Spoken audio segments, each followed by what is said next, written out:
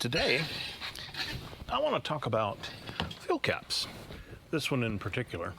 So, when I was working on the 335 in a previous video, I had commented on that the fuel cap, when I screwed it down, the washer felt like it had plenty of spring in there and felt really pretty good. And it did. And so I basically fueled it up, finished the video, left it pressurized as I normally do, and then went about my business and then came back the next day. We're going to take it on a trip. So as a result of doing that, I'm like, never transport a pressurized lantern. So I went ahead and I unscrewed the cap, and I noticed it felt really weird and it felt really kind of tight.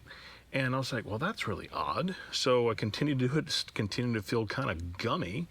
And what I saw was this.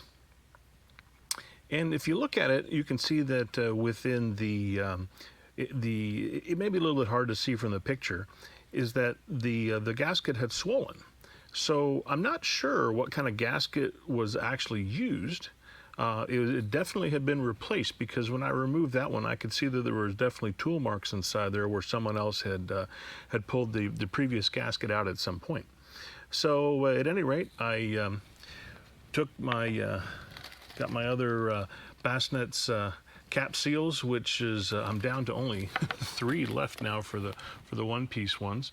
Bassnet's makes good quality stuff, and I don't know if they're using Viton here or this is nitrile, but at any rate, it's absolutely not affected whatsoever by Coleman fuel. So yeah, so I pulled the other one out and then shoved the new one in there and screwed it down, took it on the trip, everything worked fine, no problems, and off we went. So kind of interesting. So when you get a new lantern, especially if someone else has worked on it before, you may run into some of these weird kind of situations where people may have used not the right material to replace the previous ones that had issues.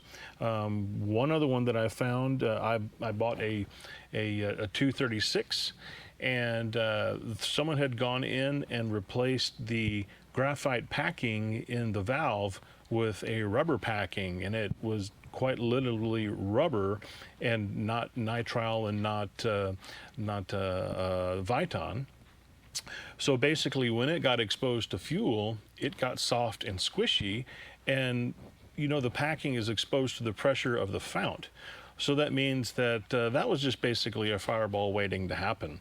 So that was also earlier on in my Coleman career. So I thought that the turning of the valve was a little bit weird, and it kind of felt like it had a little bit of a bounce. And I was like, well, this has got a rubber one inside it. That's kind of strange.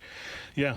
They're never supposed to have a rubber one inside, and because they wear and they leak, and then you have pressurized fuel shooting out of the packing, which is a bad day by anyone's imagination. So anyway, just something to think about when you go through your lanterns. When you buy an unknown lantern, take a look at those gasket materials, and sometimes if they look great on that day, you might want to come back and check them the next day, because you might have a little bit of a surprise.